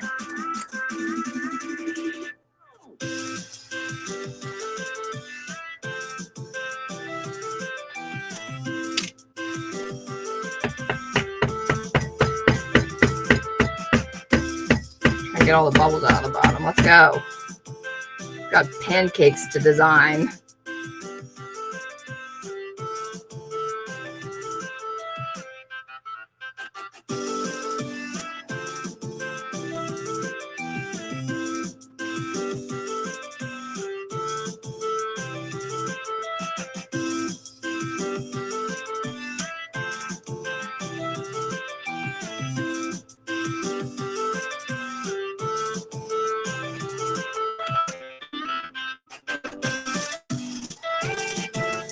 Okay, this is gonna be messy.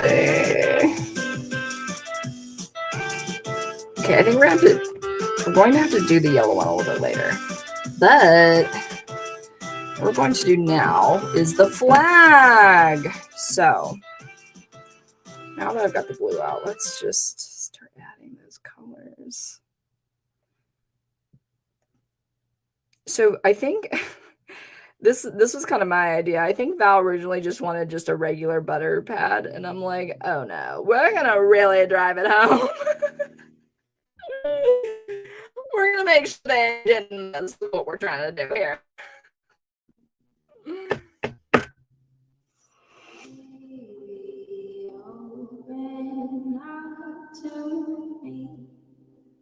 Don't give up so easily.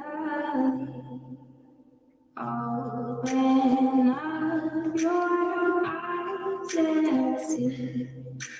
There's more to our story.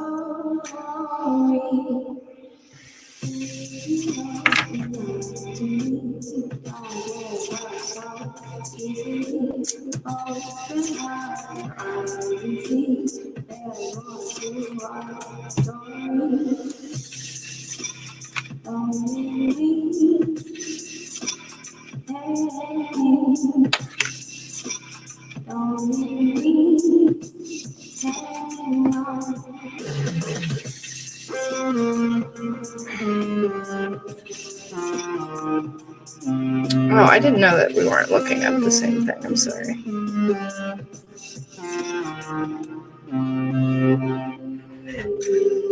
Open up to me. Don't give up so easily.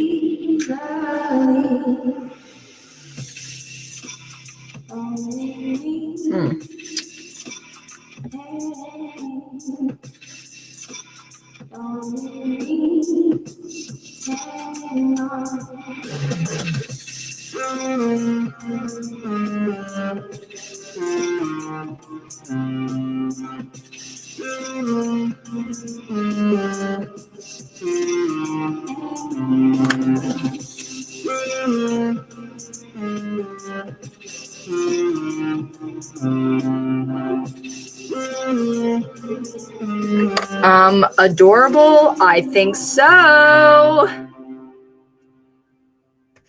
And these guys, this is pretty special.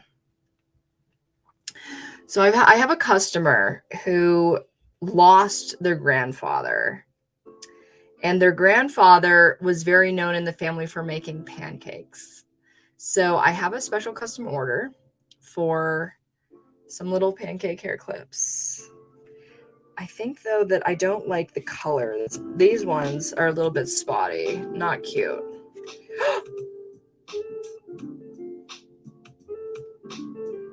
I messed up. Oh, no. Okay, we can fix this. Gosh darn it. Okay. Jeez. What happened?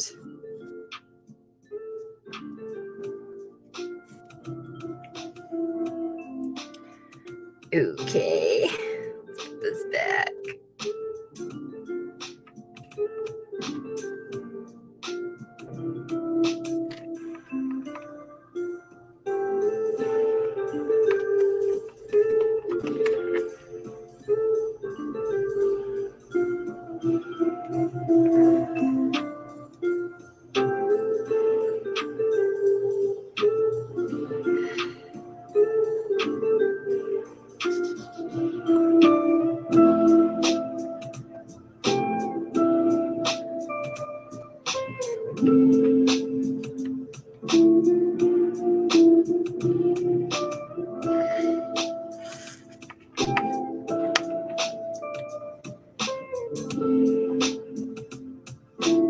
also very easily just kind of painted over that spot. It wouldn't have been the end of the world or anything. But all fixed. I'm going to put this down now so that I don't do that again. We're just gonna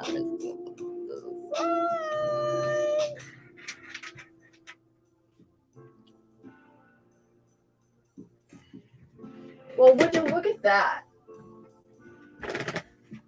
We're just about on 8 o'clock. A nice 2-hour stream.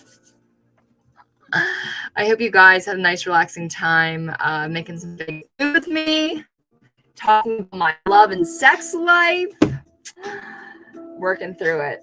I would love to make some dedicated YouTube videos one day to kind of just share. That's one thing that I've been really thinking of. Like, you know, I put a lot of my life out there on YouTube, and I've never really seen a consequence to it yet because nobody's watching for the most part. Like, not a great amount of people are judging me. Obviously, you guys are here, and you're always so kind, and so supportive. And it's basically like you guys are the friends. You know, you guys are the people that are here, knowing my full past, knowing where I came from, and being really open to all of the things that I am working through and getting wrong. And I really appreciate you guys for that. When it comes to making like dedicated videos, like I really wanted to make one about like how I want to define my love life and the epiphanies that I've had. And I think to myself, is it worth it to put that kind of thing out on the internet for any old person to just stumble upon and judge you for? But at the same time, it would be really comforting to know that somebody like me learned about who they were through a piece of media. Like, I actually credit a piece of media for finally breaking up with an ex that I just could not get out of the relationship with. That my first very dedicated relationship. And the movie was Sleepwalk with Me by Mike Birbiglia. I saw it, and the thing about the movie was that it was a very fun and very stylized take on his own life, a true story. And so you saw in the movie that he stayed with a girlfriend for 10 years, even though they didn't really like each other as much as they should have. And they stayed with each other for that long. And I was like, that is not going to be me. Specifically, I mean, again, spoiler, I'm spoiling a movie for you. But honestly, if you have any of these types of feelings or have been in a relationship like that, it's really a great one to watch. Sleepwalk with Me by Mike Birbiglia. It was his first movie his first narrative that he ever made. And basically